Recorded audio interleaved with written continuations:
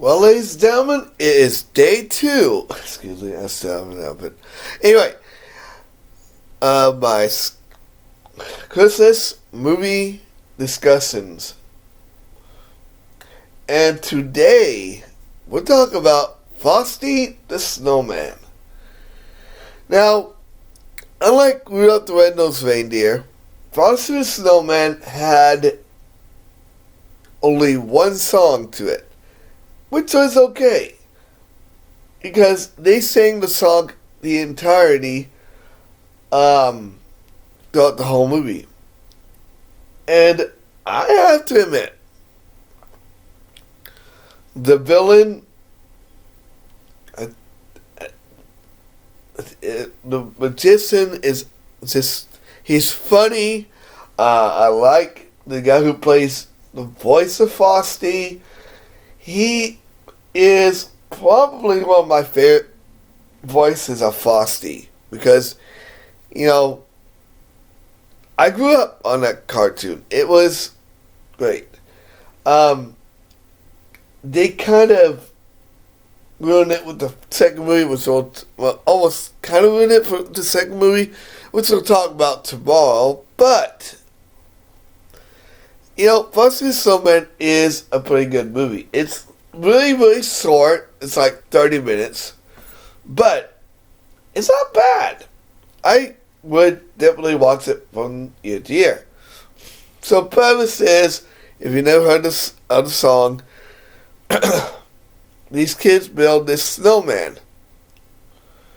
And they decide to call him Frosty. It's funny because despite the song, they give the name Frosty, they give him different names like Oatmeal, which is funny. And when one of the kids says Oatmeal, you go, Oatmeal? And the main character of the story finally comes up with a name for him, Frosty. Now, this is before this happens, though. They are at a party, and they see this guy who's a world's worst magician, and Hocus Pocus, his little rabbit, comes out, and they don't just give it to Frosty. No. They get it from Hocus Pocus, and then when they put it on his head, boom, Frosty comes to life. Now, the whole entire movie, the magician's trying to get his magic hat back now that he knows magic. Because he's like, oh, I am not the world's worst magician. So, they put it back on his head, and then he finally realizes, it's getting hot. Like in the song. So, they decide to take him on a train. Here. You gonna have it? There you go. Sorry, my cat was wanting her Advent toy. Anyway, so they decide to make a parade out of it. And although the song never mentions what happens to the policeman, or the cop, as they call it in the song, when, he tells him to stop, he tells Frosty, do you see that stoplight? He's like, what stoplight? What's a stoplight? Do you see on top of the lamppost? What's a lamppost? and they explain to him, he just came to life, so he doesn't understand these things. So the cop just says, okay, I get it.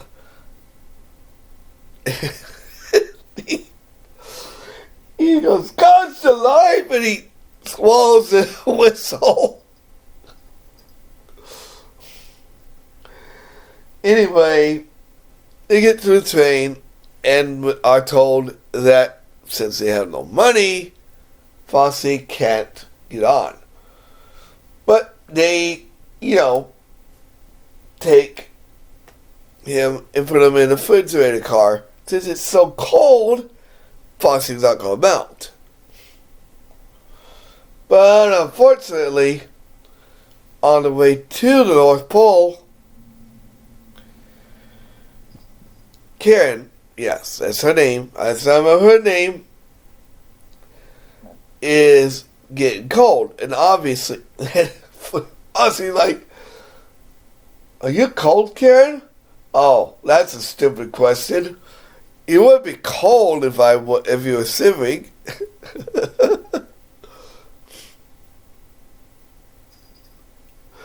So they get out, and Frosty finally, gets into a safe place away from the professor. I think his name was Pleakley, if I remember right. But they decide that they need to get Karen to somewhere warm and get Frosty to the North Pole so that way he won't melt. And Hocus Pocus gets the idea to take Karen to ask Santa Claus. And obviously, it's just before, he comes up with the Marines, none that the President of the United States. And Frosty's like, no, those aren't going to help. And so Frosty stays there while Hocus Pocus goes to find Santa Claus. Now, what Santa Claus was doing, I don't know. I don't even think this was on Christmas Day. I think it was like a couple of days before, if I remember right. Anyway, the professor, maybe it was this professor, I don't remember, but comes up, puts out the fire, which the animals put together, and they come upon the greenhouse, and Karen's like, and so Frosty goes, "This looks like it should be warm enough," and then Karen, states the obvious, "You'll melt." He goes, "Only just a little." And the professor decides to lock him and Karen in the greenhouse. And since he knows that once Frosty melts, he'll get his hat back. And when Santa Claus comes back with Hocus Pocus, of course it's too late. Frosty's melted, and Karen's sitting there crying over him. But Santa Claus goes, "Too late?" And then he explains that Frosty is made of Christmas snow, and Christmas snow never goes away. Of course, the professor decides to try to take the hat back, but Santa Claus gives him an ultimatum. If he touches even a rim of Frosty's hat, he will not see another present for the rest of his life. And Hinkley, that's his name, Professor Hinkley. I know it was like Blinkley or Hinkley or something like that. And he goes, "That's not fair." He goes on to say, us evil geniuses have to have. He was an evil genius. He just wanted his hat back. And then Santa Claus tells him, he tells him to go home, and he wants him to write, I think, 100 times I am very sorry for what I did to Frosty. And he says, maybe he will we will find a present underneath the tree this year. And he goes, a new hat perhaps? And then he runs off. Santa Claus opens the door, and just like that, Frosty was built. And he puts the hat on, and by the way, his signature catchphrase is "Happy Birthday." Why he says that, I don't know. And so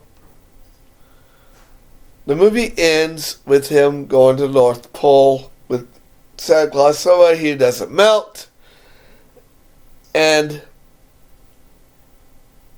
he promises every year to come back, and every year to have a parade.